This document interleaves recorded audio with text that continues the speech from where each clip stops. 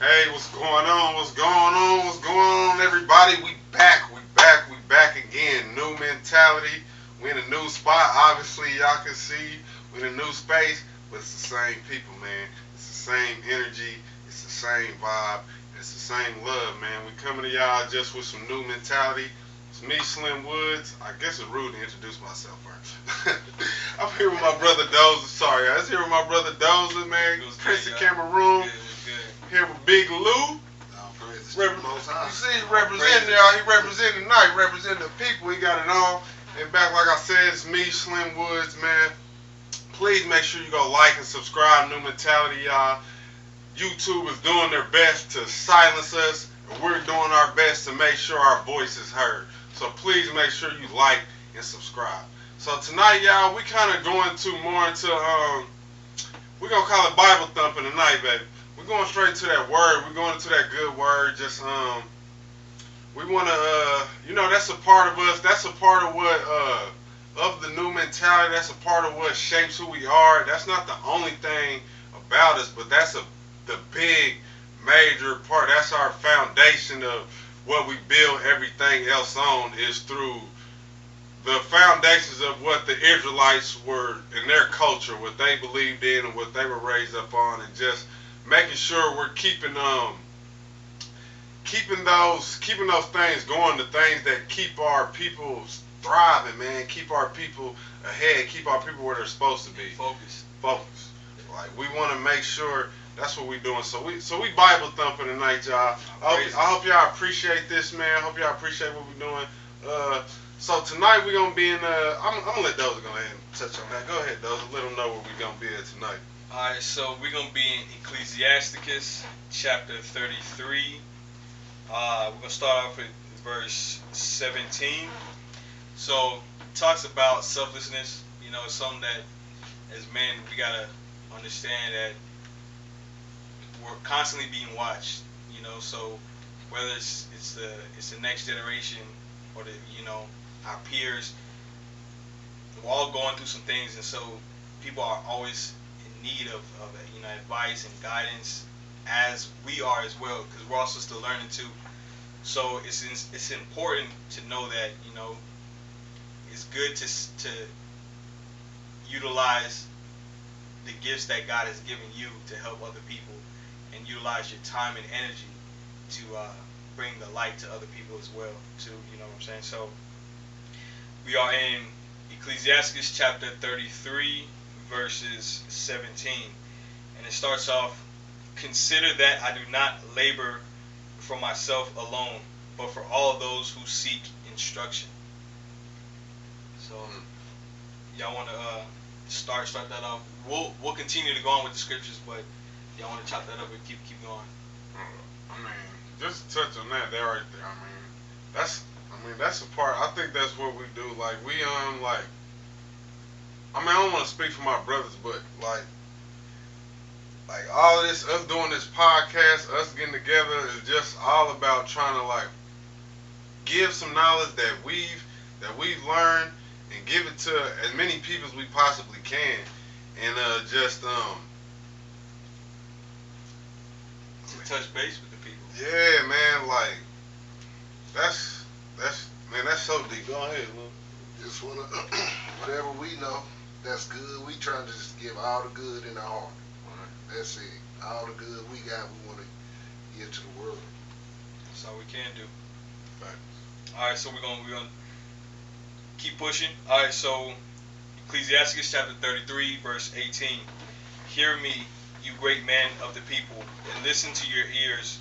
Listen with your ears." Listen. You heard him. Listen with your ear. Read that again, Dozer, man, because I don't think they was listening. "Hear ye, O great men." I don't know if y'all was listening. Read it to them again, Dozer. Alright, hear ye, Ecclesiastes chapter 33, verse 18. "Hear me, you great men of the people, and listen with your ears, you rulers of the congregation." Chapter 19. "To son and wife, to brother and friend, do not give power over yourself while you live, and do not give your goods to another, lest you convert and make supplication for them." Now, verse 20. hold on. We gotta touch on that. We definitely gotta touch on that. So y'all heard that right there. King Solomon, and so Ecclesiasticus is a book that is in the Apocrypha. It's one of the books that were in the original 1611 King James Version Bible. So this is one of the books that you won't find in the regular current KJV Bible or any Bible, English Standard Version, whatever. You won't find this book in that Bible. So this is something you may have to look up on Google. You can Google Ecclesiasticus, or you can get a book. You can buy an Apocrypha online. You can download it on your phone. You can download a Apocrypha app on your phone, and you can have Ecclesiasticus on there. And I recommend that all men that love righteousness, please read the Wisdom of Sirach. Please read Ecclesiasticus. There's a lot of, all men need to read that. Women need to read it too, but definitely my men, the leaders, the ones that's training up your families, your brothers, your sisters. Please read this. It's gonna be impactful. But back to what he was saying. He said, do not give power over of yourself to anybody. He said, not your brother, not your son, and not your wife. DJ Envy.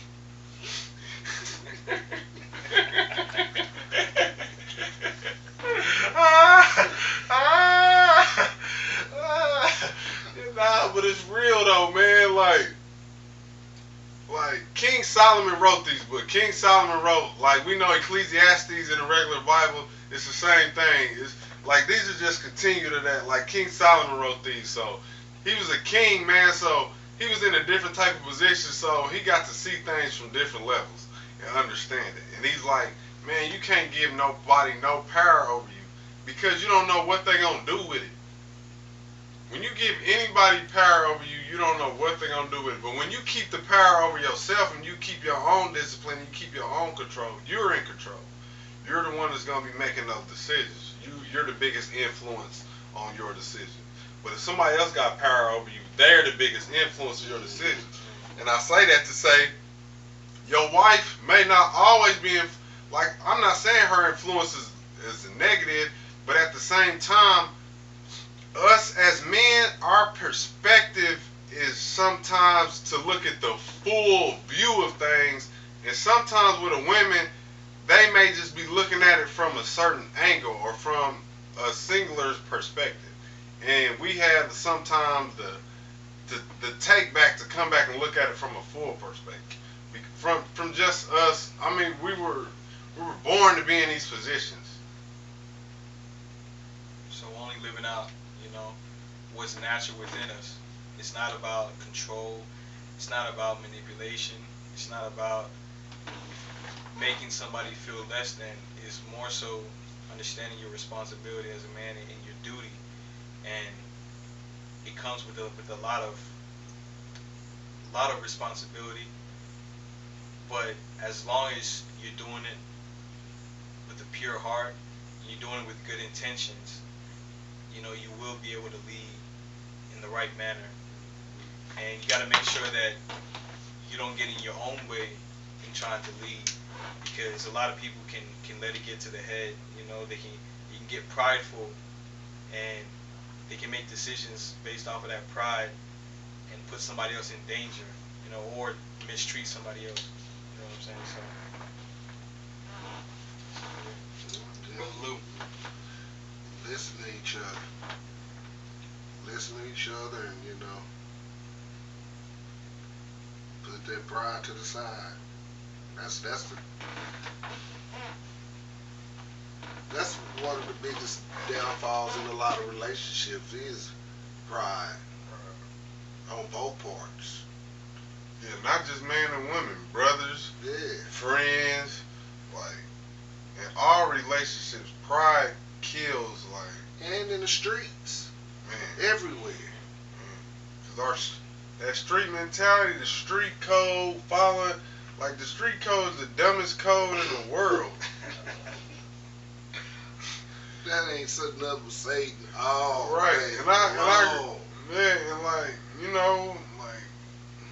know, me and Lewis, we grew up in the hood, and those that grew up in certain type of situations, we didn't all grew up in situations where, you know what I'm saying, it wasn't, we ain't all grow up, you know what I'm saying, and just, y'all understand what I'm trying to say. We done been around enough and seen enough to understand the, like, man, bro, all that is just cap. Like, all the street code, all that stuff, man, all that just trying to adhere and follow, but I don't even, like, what code? There is no street code, you know what I'm saying? Like, pride and all that stuff, all that. Like, and I also want to add, just like how Christian said, I didn't grow up in the hood. I was sheltered, you know, so I grew up more so in the suburbs, but I had friends that did grow up in the hood, and I would always learn from them. And one thing that I learned growing up with them is that the further along we go, the less there's rules, the less there's any codes that people are following. So it's almost gotten to a dog eat dog world, and it's sad to see because a lot of dudes losing their life, a lot of people, you know, going to jail over codes and principles that, you know, are not being upheld. So if you got some people following the codes and other people not following the codes, then it's gonna be chaos because you're gonna have two different energies mixing together, and that's never gonna work well, you know. and in them moments when you following these street code, when you following this and you following that, you're giving power of yourself over to something. Because if you look inside yourself, if you look inside yourself, the Most High is there. That Y chromosome that's inside of you, you know what I'm saying, is there, man. It's there. But there are a lot of spirits and other things that's moving out here that's they're working too. Like, they got a job too. So they're working double hard to keep you, to keep you, you know what I'm saying, preoccupied on the wrong things. For sure. That's why it's like, what you put into your body is so important. What you put into your mind is so important. Like, what you put into your spirit is so important. That triangle, you know what I'm saying? Them three things, like, bro, you gotta be mind, body, and spirit, man. Them three things have to be, they gotta be vibrating together, man. Or you just vibrating off. You ain't like, your whole life, you just gonna be off. Like, for real. Like, make sure you got power over yourself. Make sure you got control over your own decisions. Make sure you knowing what you out here doing. And if you don't know, go find out, man. When they're in them moments when you feel like you lost, you don't know what, man, go find out. And don't go ask. Look, if you've been going through life and you've been having issues and you got the same friends or same people around you and you really want to change, you're going to have to change that. And some of them people might change with you. But I'm going to tell y'all now from experience, 95 to 99% of them, they not. Because this journey is for you. So don't be discouraged when you got to go on the journey by yourself. Because... yeah, never by yourself. Exactly, man. Like, I shouldn't have said it by yourself. Don't be discouraged when you got to lose friends on the way to the journey. You know what I'm saying? Like, that's going to be a part of it. Like, that's a part of following righteousness, man. Like, you gonna lose people that's not really, they don't really care about all that. People gonna think you crazy. Your mama, everybody, your daddy. And when you choose to live your life a certain way because you're afraid of what they think, are you lost? They got power over you. They got power over you. Even if you living in sin, it's better for you to have power over yourself than to be following somebody else. Because then at some point you can at least get to a part where you're not following sin, where you living righteously, and then you still was the person that had power over yourself, so now you good. But like, you gotta be in control of your own, like. That's what King Solomon was saying. So, and then also want to add this too. When you doing all this stuff that you're doing, you know, you just living reckless, the Most High is not going to protect you. So you leave his protection whenever you take things into your own hands and you want to, live your own life and do whatever you want to do. On the court. And I think a lot of people don't take that into consideration, that they think that no matter what they do, they'll have favor or the Most High will protect them. Like, He's not going to. And that's going to lead to you having to answer to somebody else of this world versus having to answer to the Most High. And that's where you don't want to be. You know? Yeah, that's deep. So. Yeah, I like that. That's deep. All right, let's go to the next verse. We spent a lot of time on that verse, man, but that verse was big, man. That's majorly important. But yeah, let's go to the next. All of them are important. So we're in Ecclesiasticus chapter 33, verses 20. Alright, while you yet live and breathe and breath is in you, do not give yourself over to anybody, for it is better that your children should supplicate you than that you should look to the hand of your sons. In all, chapter 33, verse 22. In all your works, keep the upper hand. Do not bring a stain on your honor. Chapter 33, verse 23. We can just touch. So with that, man, it's like, with that, I feel like Solomon is just saying, make sure when you're dealing with your children, man, our children are supposed to be serving us. Our Father is the Most High. We serve Him. So with our children, it should be the same way. In this generation, it's almost changed to like we're serving the children. Whatever the children want to do, we're doing. Like if a child wants this, we're going all the way out our way to do it for them. If they cry and throw a fit, we're gonna make sure we do it for them. No. If my kid can't wear Gucci, I can't wear what? Come on now. Our children need to learn how to serve first. They gotta learn how to serve first, and then they can learn how to. You gotta know how to serve so you can know how to lead. You wanna know why you gotta know how to serve, how you know how to lead? Because once you serve, you're gonna understand and see all the bad. You can be able to see the mistakes that leader is making. Cause you serving this person, you serving this person, you just learning. While you out here serving, cause service, when you're doing service for people, when you're being a servant, you learning, you figuring in things out. Like you learning things. If you always trying to be in control of a situation, like as far as like as a child, like how are they supposed to learn? How can a child be in control? They don't know. They haven't had the experiences to learn. Like they haven't had that. So we gotta make sure we like he was saying, you can't be letting them get the upper hand on you. Like we can't let that happen. Like we have to make sure our children are serving us, and the same way as we serve the Most High. You know what I'm saying? And then they'll learn to serve the Most High as well. Yeah, that's what's yeah, I got it. Yeah. I mean, I just. No, you're good. I think it's also very important that by serving others, it shows you how to treat them too.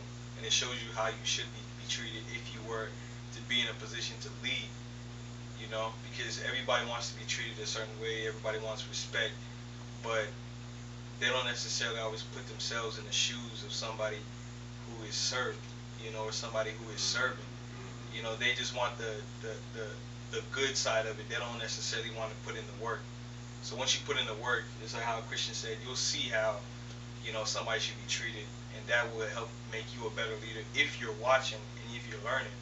But if you're not learning, then you're gonna keep making the same mistakes. So it's very important, that we spend time understanding what other people have to go through, so that when you're in that position to lead, you know how not to treat them. So, Brother Lewis, what you got? I'm good on that one, yeah. I be having something to say, but I be trying to hold on to my thoughts and just say you gotta let us know. Feel, man. Whenever you, hey man, if you got something you want to say, bro, and we in the midst of something, man, just let us, I'm gonna catch mine. So just let me know. Yeah. I'll catch mine back. If you come back to throw it out there. For sure, for sure. All right, we're gonna keep going, yeah. All right, so Ecclesiasticus chapter 33, verse 23. In the day that you end the days of your life, and in the time of death, distribute your inheritance. Verse 24. Fodder a stick and burdens for a donkey, bread and discipline and work for a servant. Verse 25. Set your servant to work, and you will find rest. Leave his hand idle, and he will seek liberty. Verse 26. Yoke and thong will bow the neck, and for an evil servant there are racks and tortures. Verse 27. Send him to labor, that he may not be idle, for idleness teaches much mischief. Now, let's pay attention to that. He said, send him to labor, that he be not idle, for idleness teaches much evil. So, Solomon said servant because he's talking about the servant. But just think about that with your children. Because like I said, our children should be serving us. So what happens if you let your children just sit there idle and do nothing? Be lazy. What did he just say? For idleness teaches them much evil. They just sitting around doing nothing. They just gonna learn nothing but evil. Keep them in labor. Keep them doing something. Because where do we learn the most? In experiences when we doing something. You don't learn that much just sitting at home doing nothing. You don't learn nothing. Like, man, I remember my mama, bro. When I go back and look at my child, bro, we used to do so much. I done played basketball, I played baseball, I played football. I was a Boy Scout. What else did we do? Man, we went to summer camps at church. I went to summer camps at KCKCC. Bruh, I was a teacher's aide in 3rd grade. Like, bruh, it's so many different things and experiences that my mama used to put us in. I used to play the cello when I was in elementary school. I played the violin in middle school. Like, all my brothers, we all had to play an instrument. Like, bruh, and that verse just made sense when he just said that. Like, bro, all of this thing she put us through was to teach us something, was to show us something. Like, all praise to the Most High. Like, it helped me to be rounded and have a good understanding of things. I don't understand women at all, though. I suck with women. but with the other things in life, man, like, it helped me out a whole lot. I got to get a better understanding of women, for sure. But it helped with that, man. Like, not being idle. Like, she used to keep us busy, man. Like, we wasn't just, like, we was always in something, always a part of. And that's one thing I don't see a lot nowadays is a lot of that is too much idleness with children, for sure. Too much iPad, TV, social media. Yeah. Because when he's saying the word labor, y'all gotta. So when you reading this KJV, it's taken from Hebrew and put into other languages, and then it got to this point in English. So when he's saying labor, he does not necessarily mean going to go get a job. He's talking about just basically doing something physically. You know what?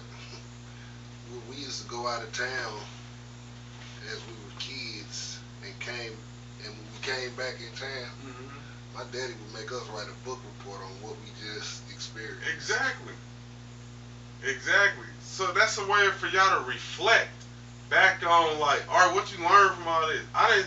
That's your part. Like, I wasn't taking y'all on this vacation for no reason. That's another thing. My mama took us to Memphis, Houston, Dallas, Oklahoma. Like, bro, we used to go we used to travel, like, man, look, Brian, like, we used to travel a lot around the Midwest and down in the South, too. Like, man, don't let your children be idle. Don't let them just be sitting there in the house all day. Just, man, get them involved. It's a lot of free stuff, free programs you can put kids in, bro, that don't cost no money at all. A lot of these programs and stuff I'm talking about, my mom used to put us in as children, that stuff did not cost money. This stuff was free. And even if it wasn't free, we used to have sponsors. Like, real talk, we went to church camp every year. All 5 of us went every year. It used to cost like $400-$500, bro. We went to these all the way from little kids to middle school. People used to pay for us. Like, bro, when you, like, y'all gotta do the due diligence. Mothers, fathers, like, man. And of course I'm talking to, I'm talking to the poor people, the people that, you know, if you ain't got the money to pay for all that, like, all that shit don't matter. I'm talking to us. Like, you don't need money to have to keep these children active, man. There's plenty of free stuff you can do. And there's people out there that when you trying to get your children something, they'll pay for it. They don't have no problem doing that. There's people out here that will pay for your kids to do anything like that that's positive. So don't ever think that money's going to be an issue. Go. And you're going to find a way. You ain't, like, if you don't show up to the game, you never going to play. If you don't show up, coach ain't going to put you in. So just show up. You'll never realize your full potential. Yeah, so just show up, man. Make your kids pick up a book. Make them read. Even especially when they ain't in school. When they sitting around and got the phone in their hands. It's summertime right now. They should be reading at least 5, 6, 10 pages a day. I say sit down and at least read 30 minutes. When my daughter was living with me, she don't live with me now. When she was living with me, I made her read 30 minutes every day. Every day. I said 10 pages because a lot of kids ain't got the attention span to read 30 minutes. Yeah, I used to make it. Build that. Right. I had my daughter read for 30 minutes, and she needed to write down a paragraph about what she read. Like, and I had her doing this at 5, y'all. 5 years old. Like, no cap. Like, she's in a charter school now, whoop whoop and all that. Like, bro, like, challenge your children, man. Our children are great. Challenge them to be great.